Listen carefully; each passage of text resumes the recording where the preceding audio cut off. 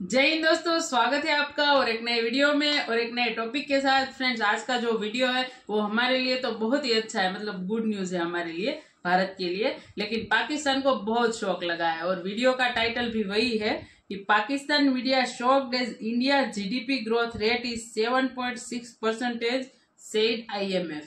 और ये न्यूज खुद मोदी जी ने ट्वीट करके बताया। मैंने वो ट्वीट वाला जो है ना मोदी जी का, उसमें मैंने वो पढ़ा था और बहुत ही अच्छी बात मोदी जी ने की थी।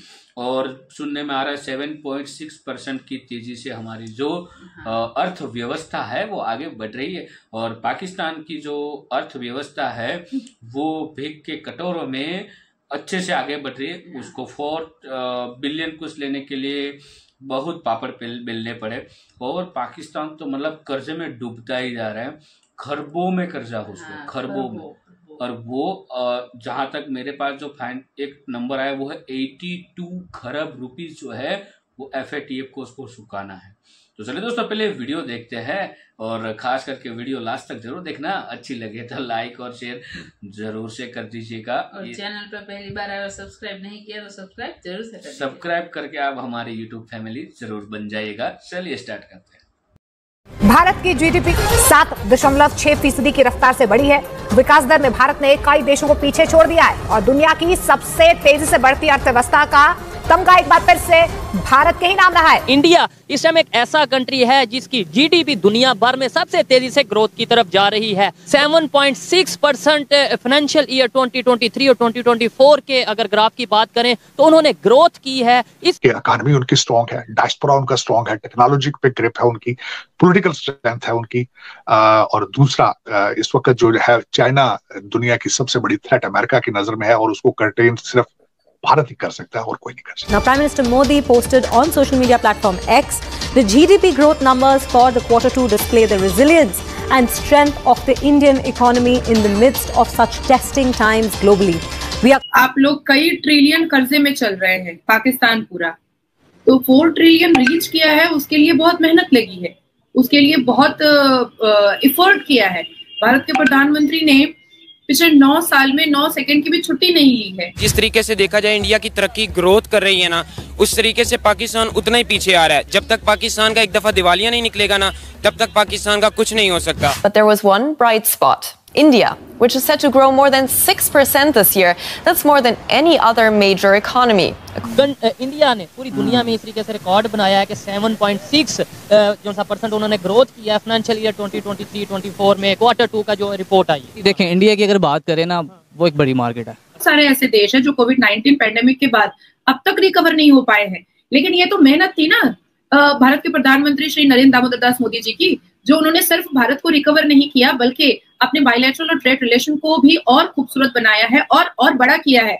जय हिंद दोस्तों, IMF की तरफ से एक आंकड़ा आया जिसको सुन के खास करके भारत के दुश्मन देश हैं वो परेशान हो गए। क्योंकि दोस्तों इस साल 2023 में अभी तक जितने भी देश हैं उन सभी के तुलना में भारत की जो जीडीपी ग्रोथ रेट है वो सबसे ज्यादा है। अकॉर्डिंग टू IMF भारत की जो जीडीपी ग्रोथ रेट रही है पूरे साल वो 7.6% है, जो कि USA, जर्मनी, UK जितने भी बड़ी बड़ी अर्थव्यवस्था की बात कर ले, चाइना, इन सब के तुलना में ज्यादा है।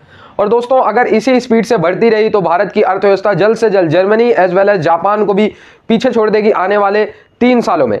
अनुमान लगाया जा रहा था कि 2030 तक भारत जो है तीसरे नंबर पे पहुंचेगा, लेकिन अगर इस हिसाब से इकोनॉमिक ग्रोथ रहती है भारत की तो आने वाले 3 सालों में भारत तीसरी बड़ी इकोनॉमी बन सकता है अकॉर्डिंग टू IMF, अगर 7.6% की जीडीपी ग्रोथ रहती है।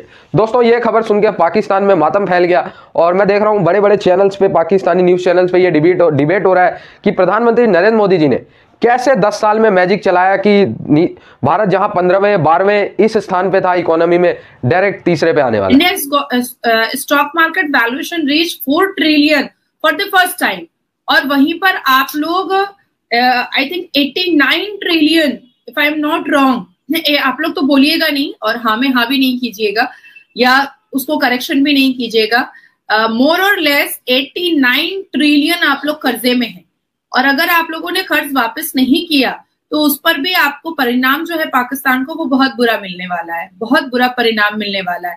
अब आप लोग परेशान हो रहे हैं, आपकी सरकार जो है वो काकर जो केयर टेकर प्राइम मिनिस्टर है वो कड़कड़ा करके वो सब जगह भीख मांग रहा है। पहले नवाज शरीफ ने मांगा, उससे पहले इमरान खान ने मांगा, उससे शहबाज शरीफ ने मांगा, कड़कड़ा करके काकड़ मांग रहा है, पर भीख भी नहीं मिल रही है।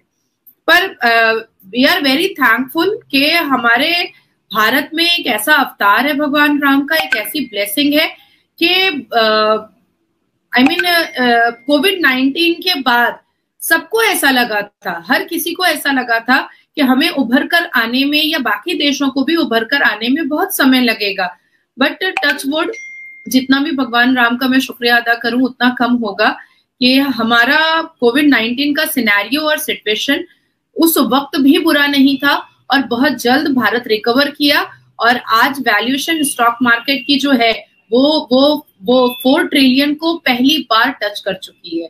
तो हमारे लिए एक बहुत बड़ी अचीवमेंट है, हमारे लिए एक बहुत बड़ी बात है और ये एफर्ट का नतीजा है। हम पूरे साल पढ़ते हैं ना, तो एग्जाम के वक्त रात में पढ़ने की जरूरत नहीं पड़ती है। कि इंडिया जो कि नेबर कंट्री है 7.6% ये जो सा अभी जो सा वो हुआ है उन्होंने ग्रो किया है। क्या कहना चाहेंगे? उनकी जीडीपी पूरी दुनिया में अगर चाइना की बात करें उस तरीके से नहीं ग्रो कर पाई, यूएस से उनकी मुकाबले में नहीं ग्रो कर पाया जितना उन्होंने फाइनेंशियल ईयर 2023-2024 में ग्रो किया है अपनी जीडीपी को। देखिए इंडिया कोरोना उधर भी कोरोना तो उधर भी आया।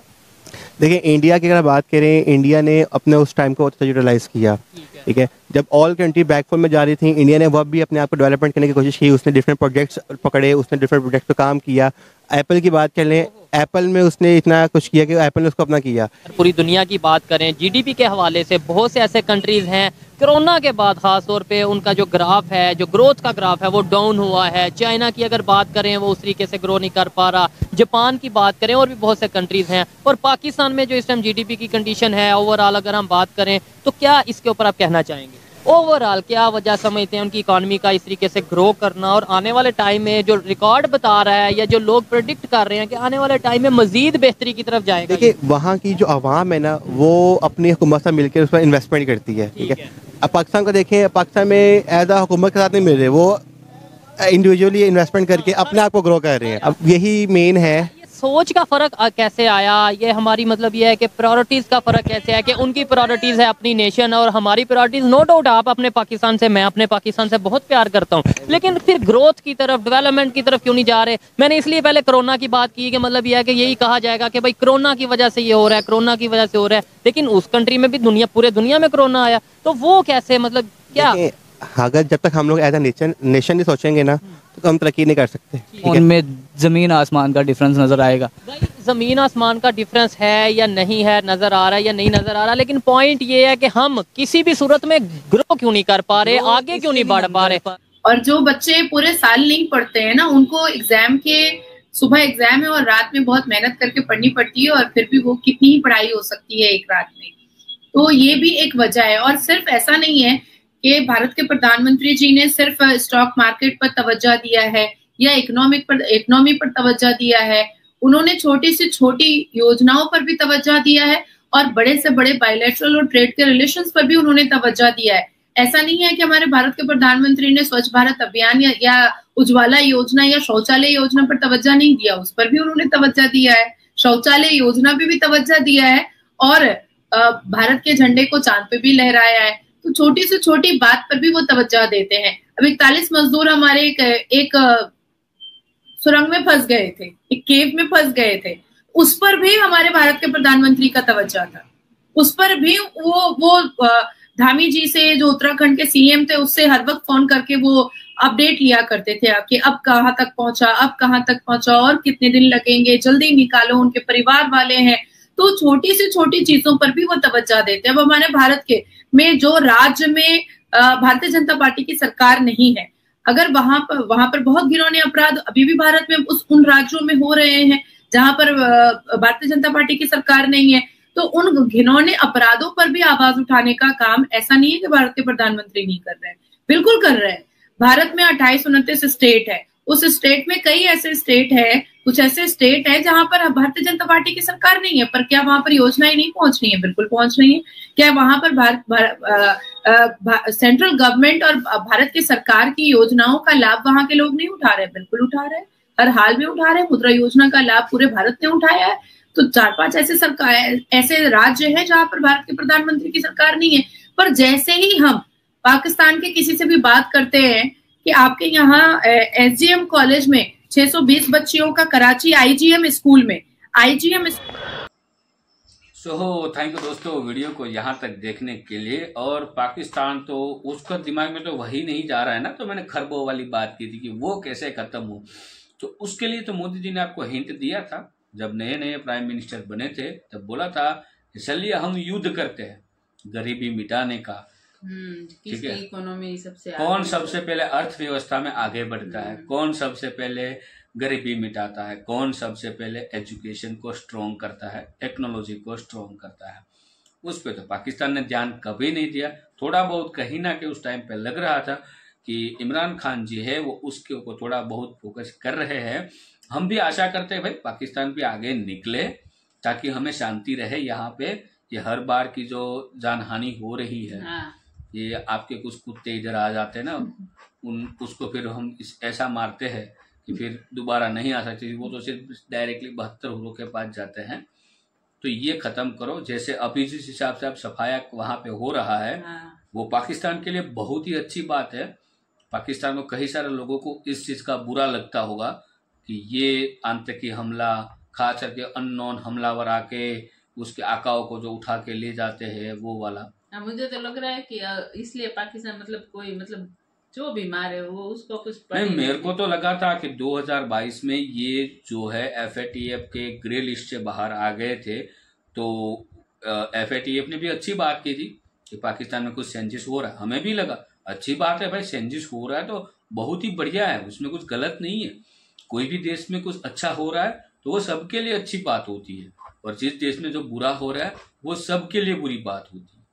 तो ये पाकिस्तान के हम भी यही आशा करते हैं कि अभी और सफाया वहां पे हो, ताकि उसकी जो आवाम है बेचारी, मैं यही बोलूंगा आवाम जो गरीब है वहां पे, जो फार्मर है, ठीक है, जो लोग रोजी रोटी कमाते, मेहनत करते, पसीना बहा के उसका जो पैसा है खाने के अलावा टैक्स भरने में ज्यादा जा रहा है, बिजली के बिल भरने में ज्यादा जा रहा है। ठीक है, क्यों? क्योंकि ये आतंकियों को पालने के लिए इन लोगों को बहुत बड़ी बड़ी लोनें लेनी पड़ती है।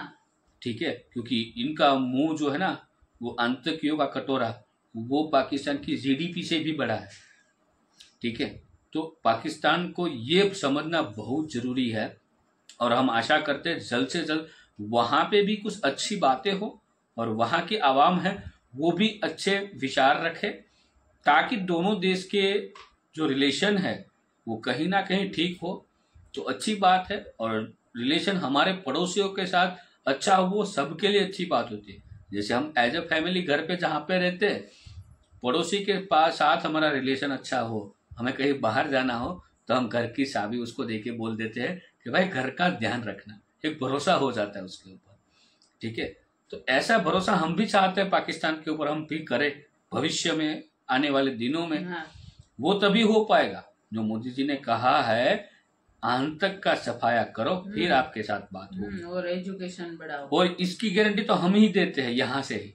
आतंक का सफाया होगा, उसके बाद मोदी जी के साथ आपकी बात हुई तो आपके उस दिन आप समझ लेना कि आपके अच्छे दिन स्टार्ट हो गए। मैं सिर्फ मोदी जी की बात नहीं, वर्ल्ड के कोई भी लीडर के साथ आपकी बातचीत होती है, उस दिन आप समझ लेना कि आपके अच्छे दिन स्टार्ट हो गए। और आपके अच्छे दिन तभी स्टार्ट हो गए जब ये आतंकवादी वहां पे जो है उसका सफाया हो, और एजुकेशन, गरीबी, हेल्थ सेक्टर पे फोकस आप करो। क्योंकि पाकिस्तान के पास जमीन जो है वो बहुत ही अच्छी है, उपजाऊ जमीन है फार्मिंग के लिए, तो वो भी एक्सपोर्ट कर सकता है, और भी बहुत सारी चीजें हैं पाकिस्तान में। लेकिन ये जो आप गरीबी बाहर दिखा रहे हो ना, वो झूठी बात है। वो सिर्फ और सिर्फ आवाम को बेवकूफ बना रहे हो, ताकि आवाम जो है और ज्यादा टैक्स पे करे और वो पैसा सभी आतंकियों को पालने के लिए जाए।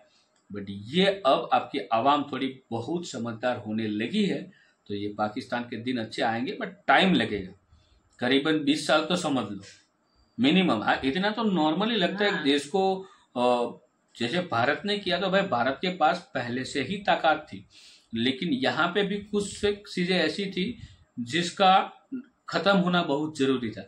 जैसे कि भ्रष्टाचार था, और जैसे कि मावावादी ये सब कुछ यहाँ पे भी चलता था, यहाँ पर भी, हाँ। ठीक। तो ये सब कुछ मोदी जी ने आते ही पहले इनका सफाया किया, तब जाके बहुत सारी और भी बातें हैं, धीरे धीरे करके तब जाके करीबन इतने टाइम में यहाँ भारत की जीडीपी जो है वो ग्रो हुई है।